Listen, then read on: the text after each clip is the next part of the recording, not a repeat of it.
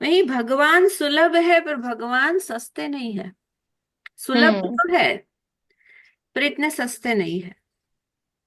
जैसे कबीरदास जी कहते हैं कि प्रेम ना बाड़ी उपजे, हम्म। प्रेम ना हाट बिकाए। है ना? हाँ। तो बाड़ी में थोड़ी उपजता है, ना किसी दुकान में बिकता है। राजा प्रजा प्रजा जिसे रुचे, सिर दे और ले जाए। मतलब ये हम्म। सबके लिए सुलभ है। वो राजा है, रंक है, प्रजा है, सबके लिए सुलभ है।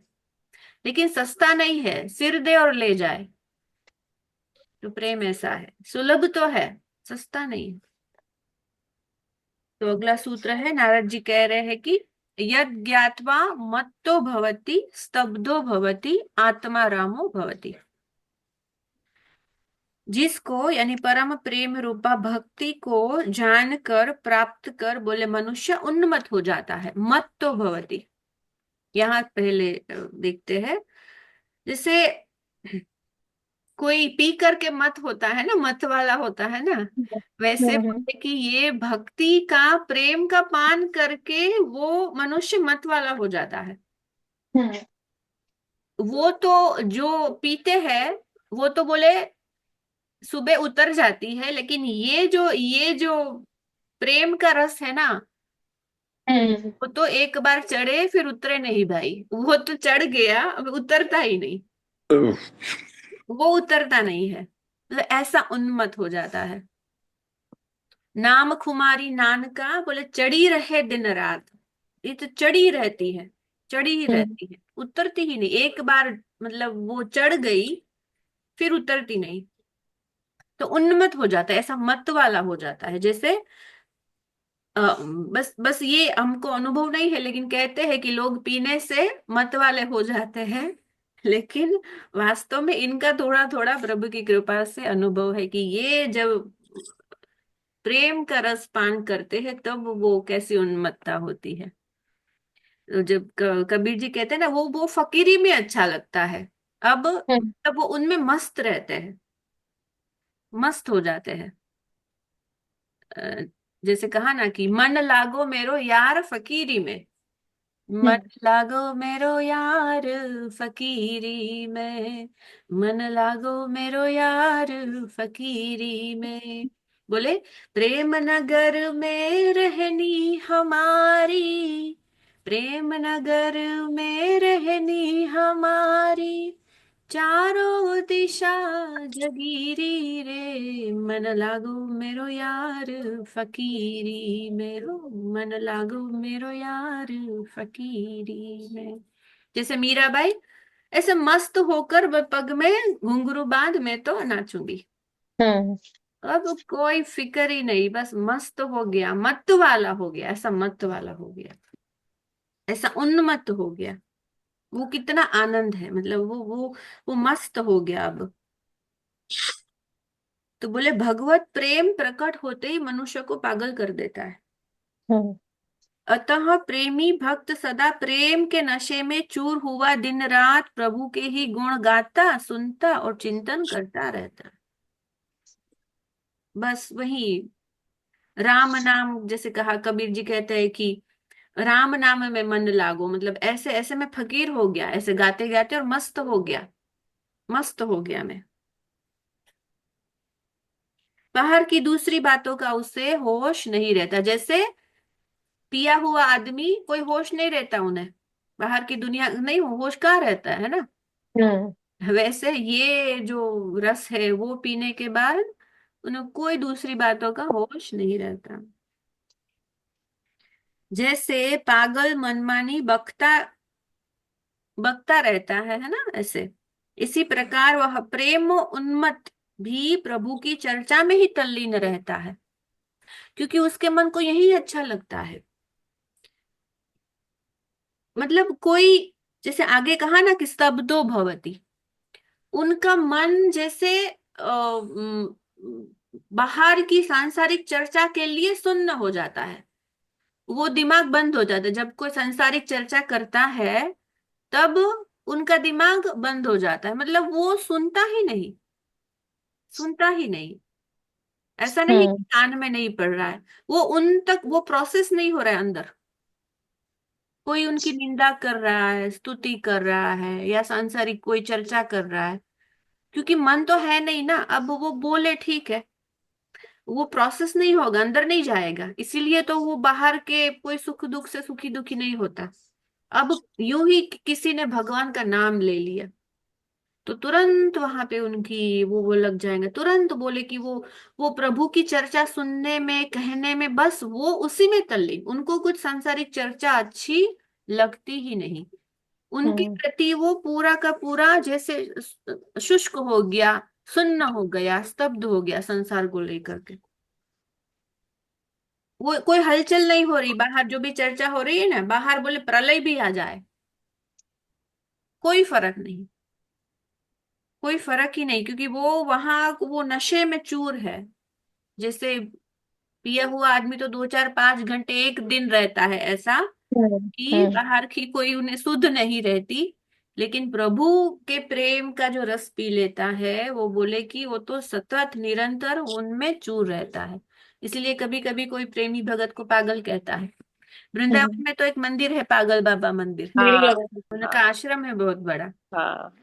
तो ये संसार की नजरों में पागल, लोग कहते हैं कि पागल हो गया, पगला गया है। जैसे मीरा हाँ बोले कि ये तो बावरी हो गई, गोपी तो हाँ बावरी हो गई, हाँ। संसार की दृष्टि में पागल कहते हैं। लेकिन ये उपाधि तो सबसे बड़ी उपाधि है। हम्म तो ये बहुत ऊंची स्थिति है मतलब। तो बोले कि वो प्रभु की ही चर्चा में तल्लीन रहता है, और उनके मन को यही अच्छा लगता है। आगे कहे कि आत्मारामो भवति, है ना। मतलब वो बोले आत्माराम बन जाता है। अब आत्माराम शब्द प्रयोग ज्ञानी के लिए भी प्रयोग होता है उनका। तो आत्मारामो मतलब कि वो अपने आत्मा में रमण करता है। हम्म तो भक्त के लिए देखो, भक्त के हृदय में तो कौन है, उनकी आत्मा में कौन है, भगवान स्वयं है ना। हम्म तो कहा कि भक्त अपने भगवान में रमण करता है, उनके भीतर तो बस वही है। तो वो अपने आत्मा में यानी परमात्मा में रमण करता है। भगवान भक्त के लिए क्या होता है, तू सब कुछ। अब उधर ज्ञानी को भी आत्माराम कहा जाता है, मतलब ज्ञानी मतलब वो स्वयं के स्वरूप में रमण करता है, मैं में, वो शुद्ध मैं में। ये आत्माराम दोनों को कहा जाता है, मतलब ज्ञानी को भी। अब बाहर की कोई भी स्थिति परिस्थिति से कोई लेना देना नहीं है, वो भी मस्त रहता है, वो लेकिन अपने आत्मा के स्वरूप का जो आनंद है उनमें मत रहता है। तो ज्ञानी के लिए वो मैं स्वरूप में वो आत्माराम कहा जाता है, और भक्त के लिए आत्माराम माने भगवान में रमण करता है। इतना फर्क है आनंद हम्म की स्थिति में। इसलिए कहा कि अंत में तो एक ही ज्ञानी हो या भक्त हो, अंत में अनुभव तो एक ही होता है, लेकिन यहाँ पे जब तू में स्थिति हो जाती, इतना फर्क है। भक्त में तू में स्थिति हो जाती है। जैसे कहा कि बस मेरो तो गिरधर गोपाल, दूसरों ना कही, वही वहां पे भी अनन्यता, वहां पे सिर्फ तू, जित देखो उत श्याम। और ज्ञानी मैं, ज्ञानी का वो स्वरूप होता है, वो शिवोहम वाला स्वरूप होता है, सोहम वाला स्वरूप होता है, तत्वमसि, अहम ब्रह्मास्मि। यहाँ पे भी कोई कोई दूसरा नहीं है, मैं मतलब वो शुद्ध सच्चिदानंद में है। तो अनुभव तो वही होता है आनंद का। तो आत्माराम दोनों के लिए शब्द प्रयोग होता है। तो वो अपने वो निजानंद का आनंद लेता है, और ये भगवान का रूप लीला ध्यान गुण उनका आनंद लेता है। तो श्रीमद् भागवत में ये श्लोक है, कहते हैं, शृणवन सुभद्राणि रथांग पाणे जन्मानि कर्माणि च यानि लोके गीतानि नामानि तदर्थकानि गायन विलज्जो विचरेद संगः। ये हमने महाप्रभु जी के वचन भी देखे थे, यही कह रहे थे चैतन्य महाप्रभु जी के। एवं व्रतः स्वप्रिय नाम कीर्त्या जातानुरागो द्रुत चित्त उच्चैः हसतथ्यो रोदिति रोति गाय त्युन्मादवनं नृत्यति लोक बाह्यः। भक्त चक्रपाणि भगवान के कल्याण कारक एवं लोक प्रसिद्ध जन्मों और कर्मों को सुनता हुआ उनके अनुसार रखे गए नामों को लज्जा छोड़कर गान करता हुआ संसार में अनासक्त होकर विचरता है। जैसे चैतन्य महाप्रभु जी विलज्जयोद्गायति नृत्यति च, है ना। जैसे कहते हैं वो हरे कृष्णा हरि बोल, तो जैसे सारा संसार उनमें बस वो उन्मत्त हो जाता है ना, एक एक नाम से। क्योंकि भगवान का भक्त जब नाम का जैसे विलज्ज उद्गायति, सब लज्जा छोड़ करके गान करता है, तो उसका प्रभाव इतना होता है कि जैसे अभी तक है ना उनका हमको लाभ मिल रहा है, जो वो छोड़ कर गए थे ये कीर्तन की प्रणाली और वो भाव संसार में बस ऐसे अनासक्त होकर विचरता रहता है। स्वयं भी सतरति सतरति और सलोकान तारयति, ये भी सूत्र है आगे नारद जी कहते, स्वयं तो तर गया, तर जाता है, और समस्त लोक का मंगल करता है, उनको भी तारता है। ऐसे विचरण करता है निस्पृहा होकर के, अनासक्त होकर के। इस प्रकार का व्रत धारण कर वह अपने प्रियतम प्रभु के नाम संकीर्तन में प्रेम हो जाने के कारण द्रवित चित्त हुआ, उन्मत्त के समान कभी अलौकिक भाव से खिलखिलाकर हंसता है, कभी रोता है, कभी चिल्लाता है, कभी ऊंचे स्वर से गाने लगता है, और कभी नाच उठता है ना। जैसे वाक गदगदा, रुदत्ति भीषणम, है ना, वो द्रवित हो जाता है, द्रवति यस्य चित्तम। तो उनका गात गदगद होता है, वाणी रूंध जाती है, आंखों से अश्रुधार बहने लगती है, कभी सुन्न होकर बैठ जाता है, ध्यान में वो तदाकार वृत्ति हो जाती है, बस हाँ कृष्ण कह, कभी मूर्छित हो जाता है, कभी हंसता है, कभी कभी गाता है, कभी रोता है, कभी नाचता है। ऐसा उन्मत्त हो जाता है, मतलब उन्मत्त का ये एक दृष्टांत दे रहे, ऐसा उन्मत्त हो जाता है। यो उन्मत्त की तरह आचरण करता हुआ प्रेमी आनंद में भरकर कभी चुप हो जाता है, कभी शांत हो जाता है, स्तब्ध हो जाता है, कभी शांत। जैसे एक पत्थर की मूर्ति होती है ना, ऐसा शांत, समाधि, उनको समाधि कहा गया, वो प्रेमी की समाधि है। उनको समाधि में बैठना नहीं होता कुछ भी प्रयास करके, समाधि तो लग जाती है घंटों घंटों तक। जैसे रामकृष्ण परमहंस कहते थे कि उनकी जब साधना की अवस्था थी, ऐसी साधना, ऐसी ही साधना की अवस्था चैतन्य महाप्रभु जी की लगभग, मुझे मैंने सुना है 14 साल तक ऐसी ऐसी अत्यंत विकट विरह व्याकुलता थी चैतन्य महाप्रभु जी की अवस्था। रामकृष्ण परमहंस जी भी कहते हैं, जब मेरी ये साधना की अवस्था थी, कुछ काल होता है ऐसे भयंकर साधना का, हर एक साधक के जीवन में काल आता है, ऐसी उन्मत्त अवस्था आती है। भगवान कृपा करके संत जन प्रसाद में देते हैं। तो बोले कि मुझे पता ही नहीं, रामकृष्ण परमहंस कहते थे कि जैसे पक्षियां मेरे ऊपर बैठते थे, घोंसला बना लिया था मेरे सर के ऊपर, और कभी कुछ दिन बीत जाने के बाद जब शाम होती, मंदिर की घंटी बजती, तब कुछ कान में पड़ता, तब मेरी वो तंद्रा समाधि भंग होती, भाव समाधि, और मैं देखता हूँ कि शाम हो गई, माँ तू अभी नहीं आई, अभी नहीं आई, ऐसा कह के बोले मैं लगभग वापस से जमीन, मतलब ऐसे धरा पर गिर पड़ता, और अपने शरीर को इतना रगड़ता, इतना मेरे खून खून निकल आता, बोले ऐसी ऐसी स्थिति। तो वो ऐसा, मतलब ऐसा उन्मत्त हो जाता है। उनको दुख सुख बाहर का नहीं होता, बताए भक्त को एक ही दुख होता है, एक ही सुख होता है। जैसे कहा ना गोपियों को, कभी जैसे वो आनंद की अवस्था की प्रभु मेरे साथ है, वो मिलन, आंतरिक मिलन की अवस्था, कभी प्रगट में मिलन की अवस्था, और कभी प्रभु अंतर ध्यान हो गए तो विरह की अवस्था। यही सुख और यही दुख, भक्त के लिए यही सुख और यही दुख, यही सुख और यही दुख, बस इनके अलावा और कोई सुधि ही नहीं। ऐसी स्थिति, यह स्तब्धता बोले उनकी पूर्ण कामता का परिचय देती है, मतलब पूर्ण काम, अब उनके अलावा अब कुछ नहीं। एक और शिक्षा टक से ये सूत्र है, चैतन्य महाप्रभु जी का, कहते हैं कि प्रभु कृपा करना मुझे, जैसे कहा ना कि बार बार यही वर मांगता हूं कि न धनम, न जनम, न सुंदरी, कविताम वा जगदीश कामये, मम जन्मनि जन्मनीश्वरी भवताद भक्ति रहे तो कित्वे। बोले कुछ नहीं चाहिए, ना धन, ना कोई मुझे अब वापस आना है, बोले कि ना कोई भोग चाहिए, ना बोले सुंदर स्त्री की कामना है। अब तो मुझे प्रभु ये भी कामना नहीं कि मैं आपके लिए कोई भजन स्तुति कविता प्रस्तुत करूं, मौन हो जाना चाहता हूं। ना कविता वा जगदीश कामये, मम जन्मनि जन्मनीश्वरी भवताद भक्ति रहे तु कित्वे। बस ये मेरी कामना है।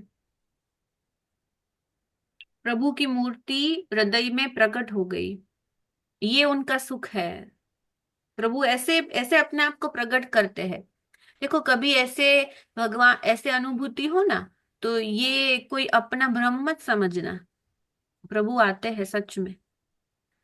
ऐसी कोई अनुभूति हो, एकाध क्षण के लिए भी, आधी घड़ी के लिए भी, आधे क्षण के लिए भी हृदय ऐसे उन्मत्त हो जाता है, ऐसी स्थिति हो जाती है, कभी नेत्रों से आंसू बहने लगते हैं, कभी वो शरीर में, जैसे कहा ना हृदय मतलब शरीर कंपन होने लगता है, वो आनंद प्रकट होता है, प्रगट में या स्वप्न में, या कोई संत को देख करके, उनके पास बैठ करके, कुछ सुन करके, कहीं से भी कभी भी ऐसी स्थिति आए तो मतलब भगवान आए हैं, भगवान आए हैं।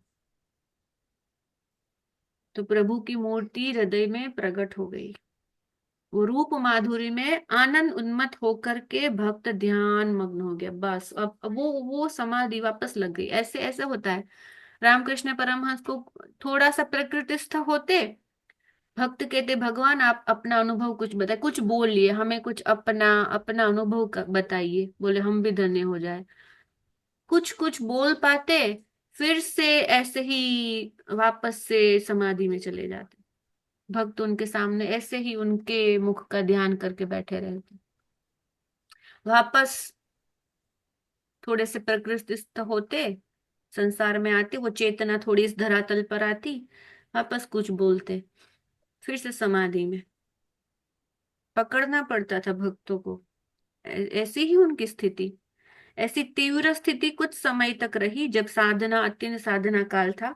और फिर भी वो जब भगवान ने उनको ये सौंपा कि आप जाकर के संसार का ये कार्य करिए, संसार में भी भक्ति भावना का ये करिए प्रचार प्रसार, तब भी उनको बड़ी मुश्किल होती थी।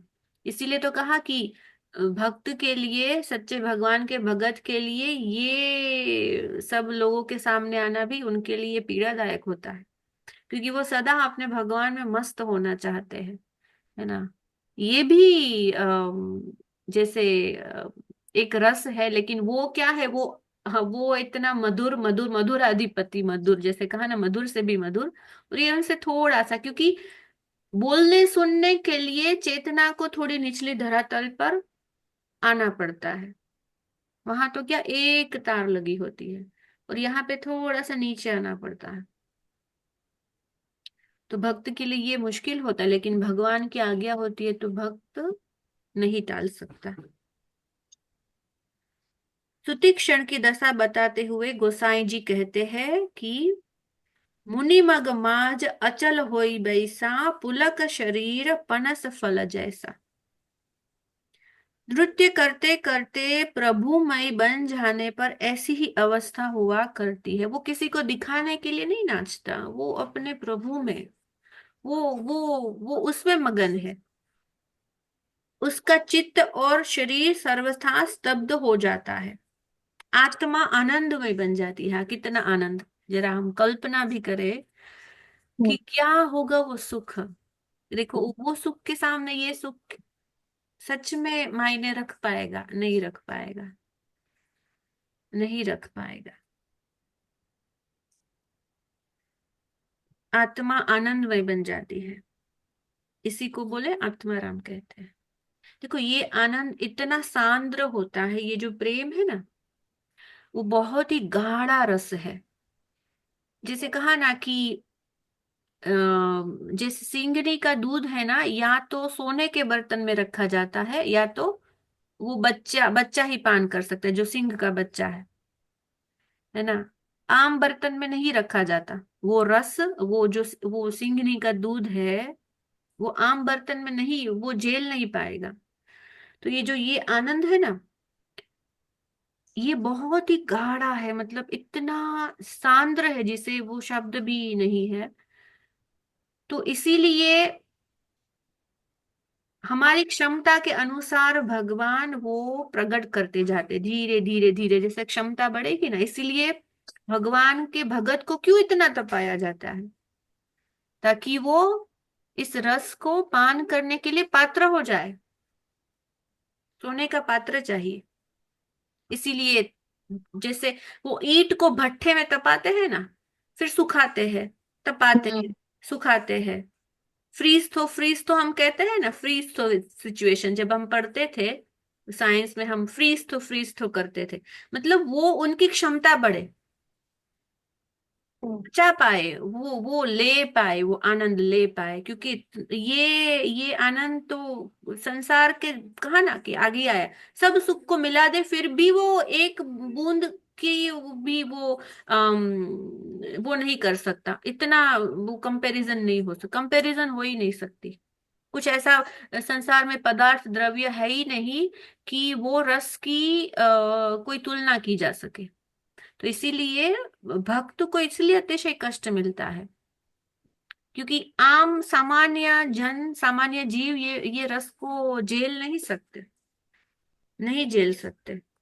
उनके लिए इसीलिए भक्त, इसीलिए देखो, ऐसा कुछ हो ना तो भगवान का धन्यवाद करना और मांगना भगवान से। जैसे कबीरदास जी कह रहे हैं कि सुख में सुमिरन नहीं होता। माता कुंती भगवान से दुख मांग रही है ना। कुंती कहती है कि भगवान, सुख में तो आपका विस्मरण हो जाता है, कृपा करके आप हमें दुख दीजिए। हाँ। सुख के माथे सिल पड़े, बलिहारी बा दुख की, जब पल पल नाम रटाए। पल पल आपका स्मरण कराए भगवान, हमको दुख देना। सुख में तो आपका विस्मरण हो जाता है। तो भक्त तो मांगता है, ऐसी परिस्थिति आती है तो भक्त को लगता है भगवान ने मुझे याद किया है, अब मुझे बुला रहे हैं।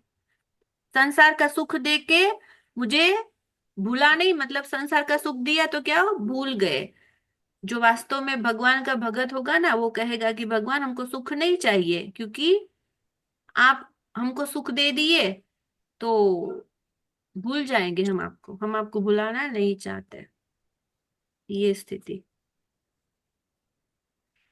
मांगने की ये वस्तु है कि भगवान ऐसे हर पल बस आपका स्मरण होता रहे, हर पल। और हम ऐसे ऐसी अवस्था को प्राप्त करें, हम आपके योग्य हो जाए, आपके प्रेम के योग्य हो जाए, हम योग्य हो जाए, हम पात्र हो जाए, ताकि आप परोस सके वो, हम झेल पाए, हम ले पाए, हम वो रस पी पाए। इस आत्माराम स्थिति में विषय तृष्णा तो कहीं नहीं रह जाए, कहाँ रह जाएगी विषय तृष्णा? नहीं स्वात्मा रामम विषय मृग तृष्णा भ्रमयति। अन्य किसी का भी ज्ञान नहीं रहता। यह प्रेमाद्वैत या रसाद्वैत है। अद्वैत, यहाँ पे भी अद्वैत हो गया, प्रेम अद्वैत। हम्म। ज्ञान की अवस्था में भी अद्वैत होता है, प्रेम में भी अद्वैत होता है। मैंने पिछला एक वीडियो डाला था, people like it so much, कि अद्वैत दोनों स्थिति में आता है। जो कहते हैं ना कि ज्ञान और प्रेम जो खींचातानी करते हैं, खास करके उनके लिए था। अद्वैत दोनों ही परिस्थिति में आता है, और अद्वैत नहीं आएगा उससे पहले तो कोई घटना ही नहीं घटती। प्रेमी के लिए एकाकार होना मतलब तू में स्थित होना, जैसे कहा। और ज्ञानी के लिए अद्वैत माने मैं में स्थित होना। प्रेम आया ना, प्रेम अद्वैत या रसाद्वैत, ये वो स्थिति है, अद्वैत की स्थिति है। एक रह गया, एक। प्रियतम के साथ मिलकर प्रेमी का पृथक अस्तित्व भी लोप हो जाता है। अब नहीं रह गया उनका स्वयं का अस्तित्व, लोप हो गया। बहुत सुंदर बात है। बस भगवान से ये मांगना है, और क्या कर सकते हैं हम। मांगते बस यही मांग, यही यही प्रार्थना करते रहिए। और प्रार्थना निरर्थक है, और प्रार्थना निरर्थक है। मांगना है, ये मांगिए, बस ये मांगिए। शेष चर्चा आगे। आज का ये भाव ईश्वर के चरणों में समर्पित करते हुए अब सभी के हृदय में विराजमान प्रेम प्रभु को मेरा प्रणाम। सर्वे भवन्तु सुखिनः।